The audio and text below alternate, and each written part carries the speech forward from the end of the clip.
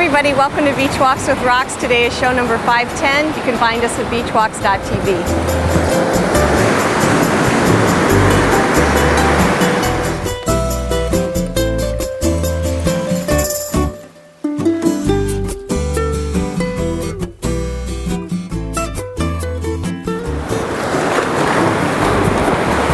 Well, aloha Friday, everybody. I wanted to give you an update on the Super Ferry situation because as I understand it, it's been getting a lot of U.S. national press anyway.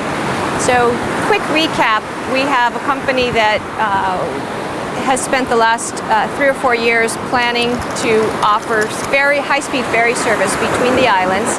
And the state has kicked in $40 million worth of improvements to the harbors that will be eventually, in theory, repaid by the ferry.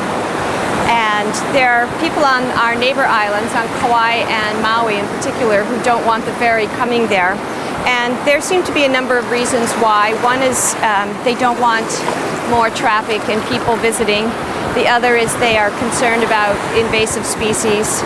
And the third is they're concerned about the ferry hitting whales and damaging the whales during the whaling season.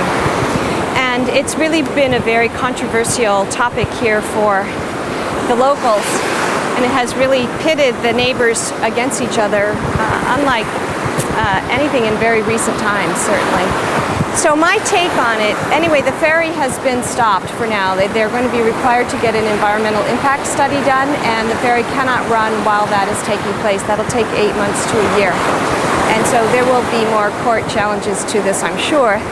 The legislature is thinking of changing the law to allow the ferry to run during the environmental study.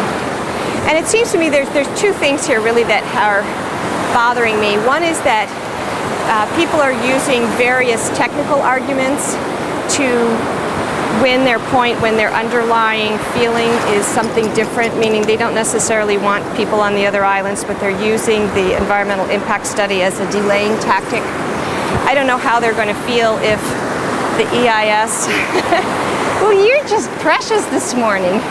If the EIS decides that it's safe for the ferry to travel, then where will they be? But nonetheless, that's a tactic that's fair game.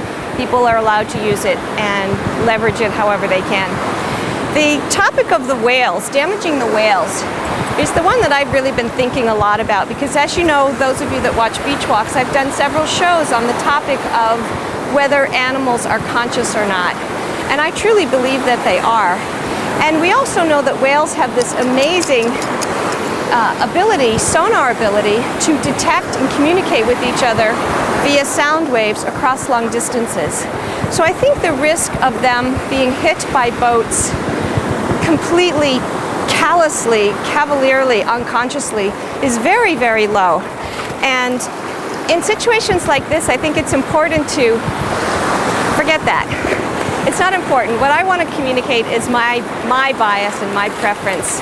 And that is to state that I don't think we give animals enough credit for how powerful they are. And I'm going to show you a few photos of a wild polar bear interacting with some dogs up in the Arctic.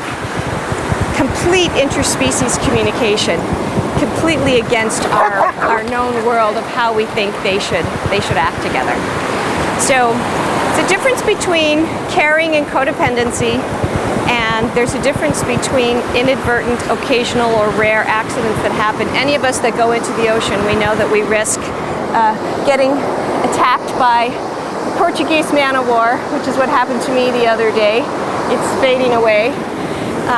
And occasional boating accidents. So that's the risk that we take being out here together in public. And I'm going to have to go get Lexi's ball. And that's very different in my mind than out-and-out cruelty. So let's try and make that subtle distinction. And thanks so much for joining me today. If you'd like to Skype, you can Skype at Roxanne Darling or give us a call from your phone at 949-544-1456. Aloha and mahalo pono, everybody.